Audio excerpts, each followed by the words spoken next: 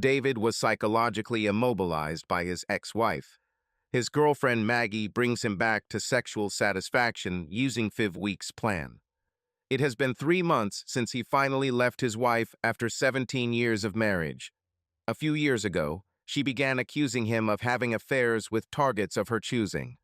It started with her insistence that he slept with one of the women in the office where he worked at the time.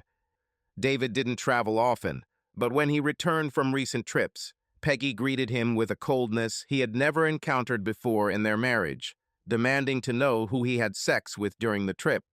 And lately she was almost constantly angry with him because of some imaginary infidelities. Her frequent accusations always led to angry arguments and shouting matches. Their sex life almost ceased due to her criticism of his sexual performance. She destroyed any confidence he had in his sexual abilities. He knew he wasn't cheating on her, but his wife had created her own reality where he was a ladies' man, just like her father. The only person he had sex with since their wedding was his wife.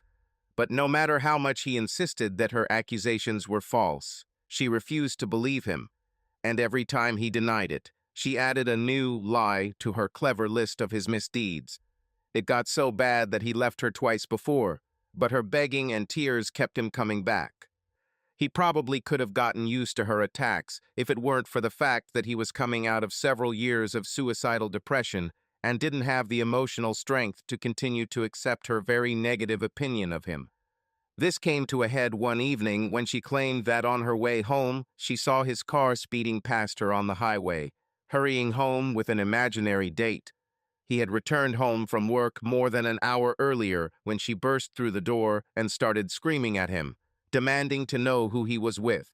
After a shouting match, he found himself in his room with his grandfather's revolver in his hand, ready to end it. He came close, but his rational mind took over and led him to the only other action that would remove him from the toxic relationship, leaving the marriage for good. The next day, he returned home after his wife left for work and packed his necessities, including the gun, into boxes, put them in the back of his SUV, and drove to his weekly rental hotel.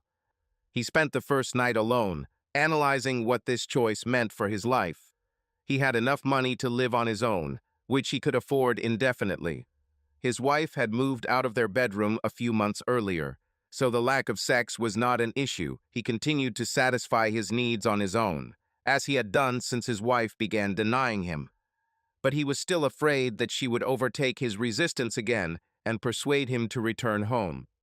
To counter this, he decided they needed to get a divorce. To do this, you need a complete break. The next day, he inquired and found a men's lawyer who specialized in divorce from the husband's point of view. Within a week, the lawyer served Peggy with legal documents. Her first reaction was to use the begging and crying method that had worked before, but he did it and told her he had made up his mind. 6 months later, the divorce decree was issued and he was free of the problem physically, but not emotionally. He didn't realize it at the time, but his separation and divorce from his wife left deep emotional scars. They became a couple when they were both in high school and have been together ever since. Such relationships cannot end without pain. His friends advised him to start dating other women, but the thought of an evening date with a woman, any woman, led to bouts of crying, and the thought of going to bed with one of them was not a thought he allowed himself to consider. But his newfound independence opened a previously inaccessible door. He could work late into the night without worrying about the consequences awaiting him at home. He had always enjoyed his job as a research scientist, but his wife had a way of making him feel guilty for liking his job more than hers, at least from her point of view. Now he could immerse himself in work for hours. I didn't talk about my marital problems with my co-workers for fear that it would go back to my wife and cause me more grief. Even after the divorce, only a few of my closest friends knew about it. But of course, nothing is a secret from the office rumor mill. Luckily, there weren't any single women in our office, so I didn't have to fend off any cougars. But at times I wished I had a female friend who could talk through what I was going through. Women understand emotional pain. A few weeks after the divorce, I was assigned to work on a new project. This was a top-secret government project that required research personnel to be locked in a secret laboratory whenever they worked. The staff consisted of only me and another scientist doctor, Margaret Monahan Maggie. I didn't know her well before I started working with her because she spent most of her time isolated. But after a few days of working together, we got to know each other well. Our conversations began with ordinary, non-personal questions. What university did you go to? Where did you grow up? Where does your spouse work? A sneaky way of asking if I'm married, and picking each other's head on dozens of technical subjects. After the first couple of months, our relationship progressed to more casual, everyday topics. I deliberately avoided telling her about my ex-marriage and divorce because I didn't want her to feel sorry for me, but I shouldn't have worried. Like me, her feelings took a backseat to rational reasoning. But one day, when we were working on a new experiment, she casually asked, "I heard that you recently got divorced." I answered, "Yeah." When I didn't elaborate, she added, "Was it controversial?" No, not at all. We both knew it was over by then. When I didn't add any details, she asked, "How long have you been married?" If you count the last 3 years of high school when we were a couple, let's see, 22 years. So you were the classic high school sweethearts who got married right after high school. Not really. We didn't get married right away. We waited until I got my bachelor's degree, then we got married, and waited until then before we had sex.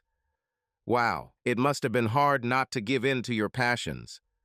Well, we fooled around a lot, all the way to third base a lot. God, I remember the days when my husband and I were abstinent. We didn't last that long, though. I would like to. The marriage only lasted 3 years before he cheated on me. What did you do, Maggie? I would not tolerate such treatment, so I filed for divorce. Did the divorce take a while? No, because right after he was handed the papers, he was too cruel to me. The judge didn't take it too kindly. He was still in prison when the divorce was finalized. It sounds like your divorce was a lot more exciting than mine. I was hospitalized for 2 weeks. There's no excitement about it. I didn't know how to respond to that, so I closed my mouth. The two of us worked in silence for the rest of the day. That night, as I lay in bed, I thought about my divorce and how terrible it must have been for Maggie. I felt tears in my eyes, but quickly suppressed these feelings. I should have paid attention to this because these feelings were telling me that I had not even begun to be aware of my hidden emotions. The friendship between Maggie and I grew closer as we chatted while working. One day, she asked me if I cooked for myself. Yes, I heat up a can of soup every now and then, but I mostly eat food from nearby fast food restaurants and visit the local Golden Corral from time to time. How do you eat this stuff? This is the most unhealthy diet that I can think of. It's mostly about keeping things simple. After the divorce, I had no motivation to do anything. I guess I'm a little depressed. Maggie was silent for a moment and then asked, "When was the last time you ate home-cooked food?" My wife stopped cooking for me for the last 6 months of our marriage, so it's been a while. Another pause. If I cook you a nutritious dinner and bring it to your house one night, would that be okay? I have some good casserole recipes. No, I wouldn't want you to take on all this trouble, but thanks for the offer. It's not a problem. I would make this for dinner, so all it would take is some extra ingredients. It took me a few minutes to think things through. At this stage, I didn't want to complicate my life with relationships. On the other hand, she was easy to talk to and helped me cope with my separation from my wife. But part of me, mostly the depressed part, wanted me to remain alone while I sorted through my memories and emotions. There is a certain comfort in loneliness and depression. Thanks again for the offer, Maggie, but I think I'll decline. I just want to be alone right now. Let me be the judge of this, David. If you're worried that I'm looking for a new man in my life, you can forget about it. We're just friends, that's all. And I hope that you will trust me enough to let me help you deal with whatever is bothering you. It doesn't bother me. Why do you think so? Because I've been through a divorce and I know the pain you're feeling, or trying to hide. I'll come over with a casserole on Saturday night, whether you like it or not. You can lock the door and let me in. Has anyone ever told you how stubborn you are? Maggie had just taken the casserole out of David's microwave after heating it up when there was a knock on David's door. He walked over and looked through the small lens in the door. "Oh shit," he exclaimed. Maggie looked up and asked who was at the door. "This is Peggy, my ex-wife. What the hell does she want?"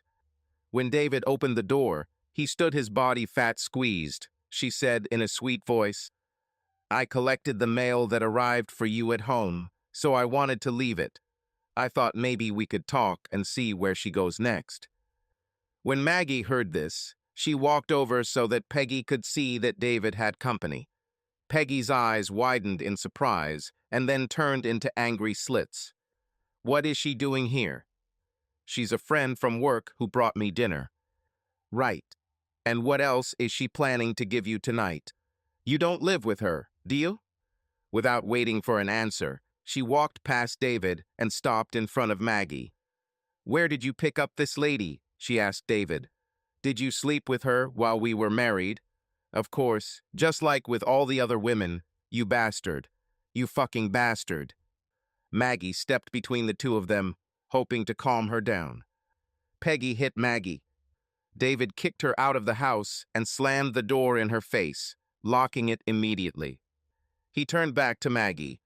"Are you okay?" "No, I'm just surprised." "I'm so sorry you had to see that, Maggie." "Well, at least now I know what you went through before the divorce. She's a real bitch. It wasn't always like this. There used to be a lot of love in marriage." With this thought, David began to cry. He turned his back to Maggie. His shoulders shook as his emotions overcame him. He hoped it would stop. But as the tears got worse, he said, "Maybe you should leave. I don't want to ruin your evening. It will take some time before this goes away." She turned him around to face her. "Nonsense. You need someone to help you through this. I won't leave until you can smile at me." David turned away from her, trying to hide his crying face from her, but Maggie moved forward until she was in front of him. She put her hands on his shoulders, trying to calm him down, but it didn't help, so she walked over to him and hugged him. "I know it hurts a lot right now, David, but trust me, the pain will lessen with time. It will probably never go away completely because every now and then someone will say something, or you will see something that will bring it back to life. Superficial, but each time it will have less and less power over you." She led him to the sofa and sat down next to him, hugging his shoulders. An hour passed before David was able to return to an almost normal state and smile at Maggie. "Come to the table, David. I'll heat up dinner and we can talk while we eat." Afterwards, as she was about to leave, she told him, "I want you to know that I'm here to help. Just call me anytime." With these words, she stood on her tiptoes, kissed him briefly on the cheek, and walked to her car. The next Monday morning at work, David was worried that Maggie would remember his breakdown on Saturday night and try to keep her distance so as not to trigger another crying fit. He couldn't imagine how awkward he would be if this happened here in the workplace. If this had happened, the boss would probably have ordered him to be taken away in a straitjacket. But he was surprised to find that no one looked at him sideways, so it was clear that Maggie had not told anyone about this. Good. This meant that he could trust her and not share their conversations with anyone. But as soon as they were in the laboratory with the doors locked, she took his hands, looked into his eyes, and sincerely asked, "How are you, David? Did you have any other painful attacks after I left?" "No, I was sleeping, and I slept better than I had in a long time." This is what happens when you release hidden emotions. As I tried to rebuild my life, I learned that I needed to turn toward the pain, not away from it. Otherwise, she'll just disappear again, and you'll have to deal with her later. David was silent for a minute or two before speaking. Look, I really need to. Thank you for helping me get through this. I haven't completely given up on the idea of ending this once and for all, but it's good that you were there. Maggie looked at him with concern. So you still have thoughts about it? Yes, sometimes. But why? He paused before answering. Because it's the only true way to end the pain. Oh my God, David, you have to make me a promise. Whenever such thoughts appear, you should call me immediately. If I had known that Saturday, I would have spent the night at your apartment to make sure you didn't do something stupid. What if continuing to endure pain is the stupidest thing you can do? Maggie didn't have an answer to this question. Clearly, David's thinking was distorted, but how could she correct it? She spent the whole working day thinking, trying to find the answer. Just before she left, she realized what she needed to do. She joined David on the way out the door. I'm going to run to my house to pack some things, and then I'll move in with you to keep an eye on you. No, this is my apartment, and you are not welcome here if you plan to control me. I had plenty of that in my marriage to Peggy, and I will never let that happen again. Maggie did not argue, but said, perhaps I expressed myself incorrectly. I don't plan to move in with you. I just want to be home in case you have another breakdown that might push you over the edge. I will stay as far away from you as you wish. If you want distance, you'll hardly know I'm here. If you need a friend, I can continue to play that role, but there is no reason for you to feel in control. David thought about this for a moment. I think I overreacted to Maggie. The way Peggy made me feel guilty in order to control me made me afraid of relationships with women. I know I can trust you not to play with my emotions.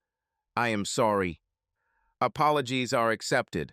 I'll be back in less than an hour, so clean up the bedroom for me. David decided that if she showed up with several suitcases, he wouldn't let her in because it would signal that she had something more permanent on her mind. But he needn't have worried. 40 minutes later, she appeared at the door with nothing but a small duffel bag. Is that all you have? He will keep me for about a week. I will go to my place every weekend to do laundry and buy everything I need for the next week. David showed her the spare bedroom. He made the bed, wiped off the dust, and vacuumed the carpet. She threw her bag on the bed and put her laptop on the table. I'm assuming you have an internet connection via Wi-Fi. How do I log in? While he was showing her how to connect, he took a quick glance at the pile of clothes on the bed, okay, he thought. Only simple cotton underwear and pajamas. Nothing she could use to seduce me. It made him feel more at ease in her presence. They began to live comfortably together. They took turns cooking, shopping for groceries, and cleaning. After dinner, they either sat on opposite ends of the couch and watched TV or a movie, or sat down at their laptops and browsed scientific sites on the internet. Maggie glanced at David's screen from time to time to see what he was looking at. She decided that if she saw him watching an adult video, she would immediately end their relationship. But a month later, she did not see a hint of this on his screen. It made her wonder what David did for sexual relief. She knew that a man's libido peaked about every week until relief occurred. But she never heard any sounds from his bedroom that would indicate that. Finally, curiosity got the better of me. David, can I ask you a question? Sure. What do you want to know? It's something personal. In that case, I don't have to answer. So what's the question? What do you do for sex to release pent-up desire? She immediately blushed and expected to see the same reaction from him. When he didn't answer right away, she regretted not asking the question. Apparently, he didn't want to answer. I'm so sorry, David. It's too personal. Forget what I asked. No, that's a good question. I just need to think a little. Let's see. Peggy moved out of our bedroom last January, so it's been 9 months.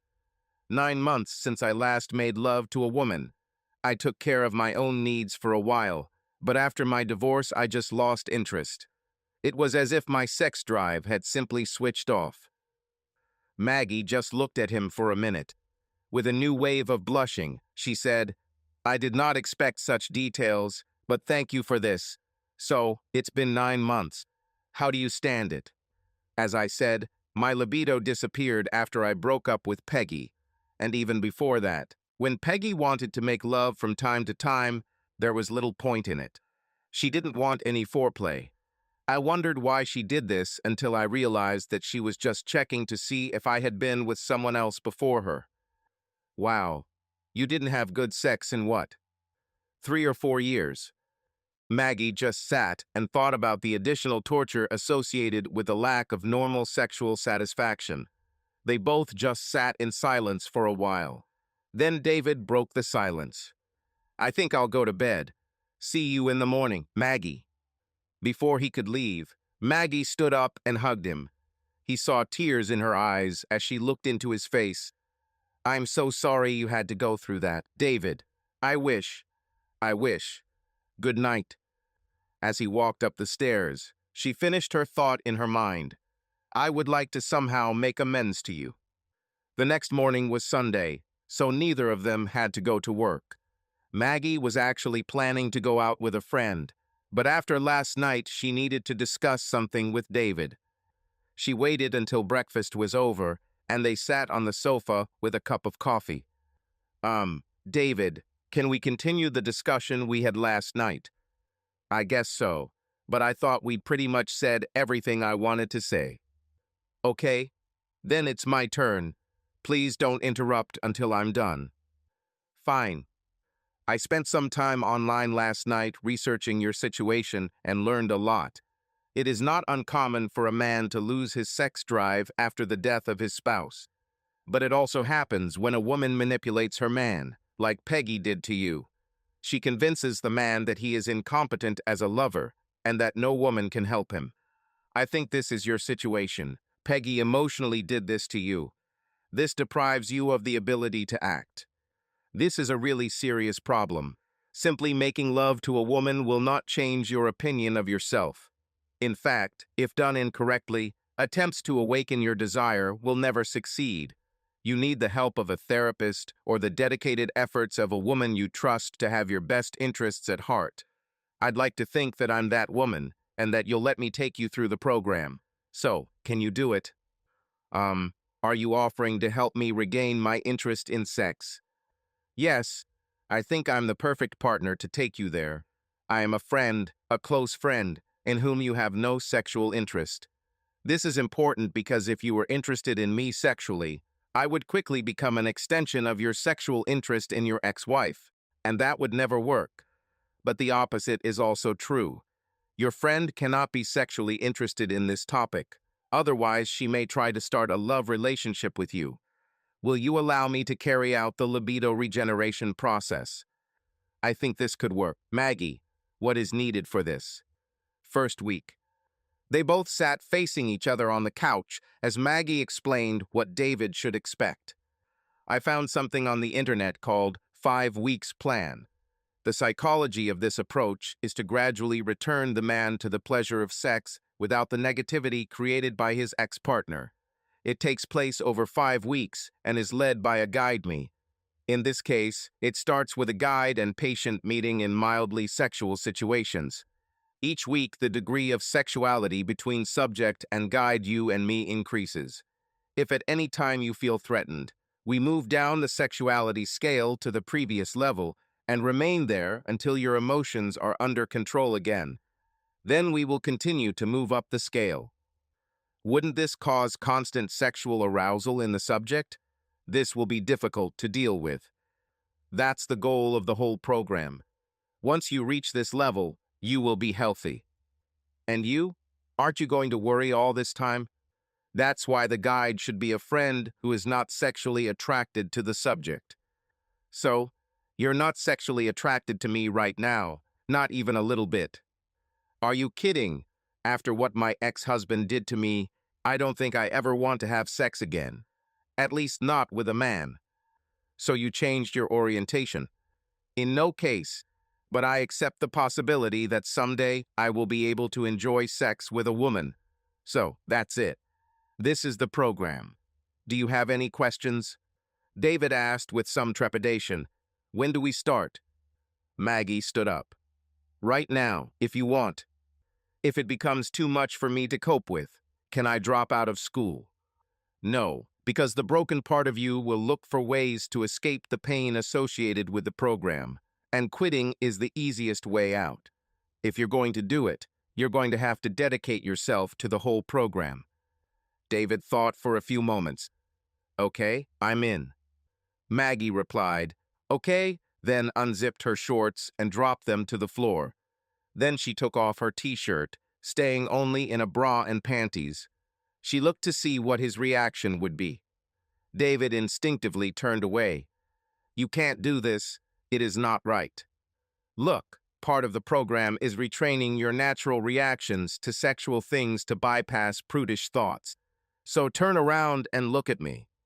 He slowly turned to her. He saw an attractive woman, 5 feet 10 inches tall, slim, with well-toned muscles. Her opaque bra completely covered her breasts, not allowing any details to show through. So, how long will you stay like this, Maggie? This first week, I will be half naked when the two of us are alone in your apartment. It will take some getting used to, but I think I can handle it. Maggie nodded and plopped down next to him on the couch. He walked away, feeling awkward that he was too close to her. But as the day went on and they each did what they usually did, it bothered him less and less. Even eating dinner across from her at the kitchen table wasn't wrong. That night they went to their rooms, said goodnight, and closed the doors. When David got into bed, he breathed a sigh of relief. I survived the first day. It wasn't that bad. At that moment, he heard a knock on the door. What? Did you hear me? David moved to the edge of the bed and folded the blanket, making room for a partially undressed Maggie to lie down next to him. Maggie crawled under the blanket and lay on her back. What's the matter, David? She asked. This is part of the treatment program. We should sleep together without touching, at least for the first week. They lay silently for a while, not speaking. Then David spoke. This will cause a lot of thoughts in my head. That's exactly the goal, she replied. By the third night, these thoughts had practically disappeared. He left Maggie some space and listened to her knocks. This time she didn't knock, she just walked in. She went to turn off the light in the room, but left it on long enough for him to remember her image before it became dark. He was surprised that she changed her underwear. As she climbed in next to him, he remarked, "You've upped the ante, haven't you? It's part of the program. So where are you going next? Panties?" "No, it's not that far." After a pause, he asked, "Won't it end with stripping naked?" "No, this is a graduate course." After finishing the first week on Sunday morning, David was looking forward to moving on to the second phase of the program and asked Maggie what was next for him. She replied, "Not so fast. I need to evaluate your progress in the first week." "Okay, what do you want to know?" Maggie sat on a stool in a white robe, with a notepad and glasses. She picked up her notebook and began reading the questions. Looks like she ticked off or made short notes summarizing his answers. Maggie smiled for a moment as she asked the last question. On a scale of 0 to 10, how would you rate your libido level right now? 0. So you didn't find this week sexually exciting at all? In no case. Well, that's a little disappointing. We'll see what happens in week 2. Maggie stood up, put her notebook and glasses on the kitchen table, and opened her robe. She held it open for almost a minute, then took it off and hung it in the closet. She stood in front of him again and slowly turned around so he could see what she had. "What do you see, David?" "I see a beautiful woman in a sheer lace bra and panties. Oh, and she's smiling too," he added, feeling her smile lift his spirits. Then he quickly turned away. She took his chin in her hand and turned his face so he looked at her again. "Keep watching. Get over your program and really look. There is no time limit. She gave him a few minutes while his eyes moved from body part to body part. They continued their usual evening routine. David brushed his teeth and climbed into bed, moving to the side to make room for Maggie, but she lay down closer to him. Don't be afraid, David. She can't hurt you anymore, and I'm nothing like her. Just relax and try to sleep. She continued to try to calm him down, but after 30 minutes, David said, I can't do this. Maggie, I'm in pain, and I'm going to break down and cry. She rolled away from him. She held his hand as she lay next to him and said, Don't worry, David. Like many things, it's 2 steps forward and 1 step back. Come on, I'll change into less revealing underwear. He grabbed her by the wrist. No, don't do that. I love looking at your body, and the more I see, the happier I am. Until we overdo it skin to skin, I'll be fine. Okay, David. We'll try this later and then see if we can move on. Second week. By the end of the second week, David had finally gotten used to Maggie sleeping next to him with some skin contact. David was really used to seeing her in lacy lingerie without feeling confused. So, the second Sunday began with the usual questions. David reported that his emotions were changing slightly. He expected to be closer to this point in his recovery. Week 3. After breakfast on Sunday, Maggie asked the usual questions. David reported his emotions were brighter than the previous week. He expected to be at this stage of treatment further. What's important, David, is that there has been some improvement, no matter how small. A journey of 1,000 miles begins with a first step and all that. Don't be discouraged. The program this week should show even greater results. This week, he kissed her. Week 4. David couldn't wait for Maggie to wake up on Sunday morning. He cleared his throat several times, hoping it would wake her, but she didn't move. He went down to the kitchen, made coffee, poured 2 mugs, and took them to the bedroom. She was sleeping, so he slowly brought the cup to her nose. She blinked a couple of times, then her eyes opened wide. Without a word, she sat up, grabbed the cup, and took a long sip. Ah, just what I need. She bit again and looked at David. Thank you, David. That was nice of you. David sat down on the bed with his coffee and looked at her questioningly. After a few seconds, she realized he was waiting. You're wondering what I have planned for week 4, aren't you? How did you guess? Your impatience to move forward is very encouraging. It means you are no longer afraid of having a sexual partner. Let's go through the questions and then get started. David's responses were more positive than last week. That's good. Very good. On a scale of 1 to 10, how strong were you this week? Well, it definitely wasn't 10. I'd say about 8. Great. That means you're ready to move forward with the plan. When they both woke up, Maggie began preparing breakfast. David put on shorts and a t-shirt and hurried down to the kitchen, where he immediately hugged Maggie and kissed her. Why such a big breakfast, my dear? Because today you'll have all the strength you can muster for today's classes. Handsome. When they finished, Maggie told him to stay in the kitchen while she tidied up the bedroom. As soon as he washed the dishes, he heard her shout, "Okay, you can get up now." When he reached the top floor, the bedroom door was closed and Maggie was standing in the bathroom doorway. Take those things off, baby. We're going to start the day with a shower together. Oh my God, Maggie, this is amazing. What is this for? You will make love to me. His eyes widened. Are you serious? For real? Only the best for the man I love. The final exercise is to use everything I've taught you to give us a day of pure pleasure. As they began to fall asleep, Maggie said, "Oh, David, I need to tell you something." What is this? There's no 5-week plan. I made it up as I went along. I was going to get us into bed any way possible.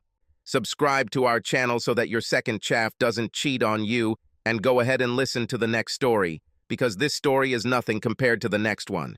If you're under 18, don't even think about listening to the next one.